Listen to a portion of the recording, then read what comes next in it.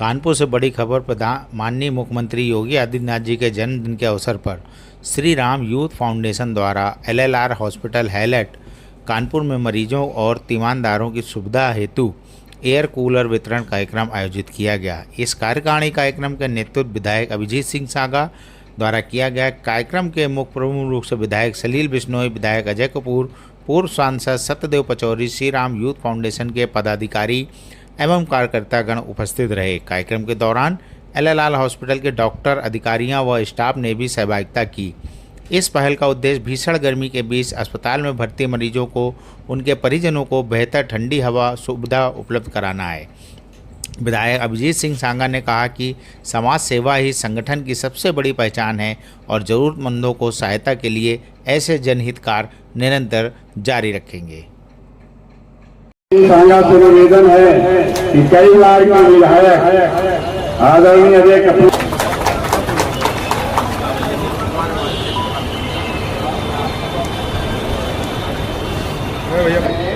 उनका स्वागत करें। यार हम लोग अपना काम नहीं करें क्या यार?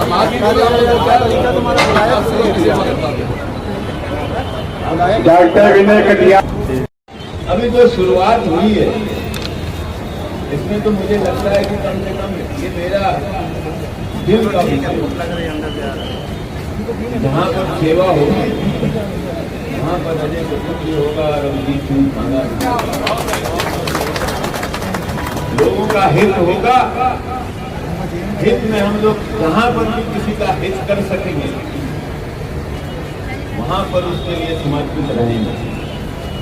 एक मैं नेता का भाषण सुनता था, वो परमानेंट काम करते हैं। हम विधायकों को भी अधिकार है कि अपने निधि से वर्ष में 25 लाख का हम गरीबों का इलाज करा सकते हैं। ये भी व्यवस्था सरकार ने हमको दे रखी है। लेकिन उसके बाद भी मैं बार बार कहता हूं कि ये व्यवस्थाएं ऊंट के मुंह में जीरे के समान साबित होती हुई दिखती है। ये हम सब नौजवान हमको प्रेरणा लेनी है। हमको प्रेरणा लेनी है एक तरफ भगवान राम से, मर्यादा पुरुषोत्तम भगवान श्री राम का चित्रण करने, क्षेत्र चित्रण करने में यहाँ आपके बीच में नहीं आया हूँ। मर्यादा पुरुषोत्तम भगवान श्री राम ने किन कठिनाइयों के साथ में अपने इस जीवन को जी करके हम सबको किस जीवन शैली के साथ जीना चाहिए वो सिखाने का काम किया है। किस तरह उन्होंने सबरी के जूते बोर खा के समाज में समानता का संदेश दिया। किस तरह निषाद राम को गले लगा करके मित्रता में कोई भेदभाव न हो इसका संदेश देने का काम किया।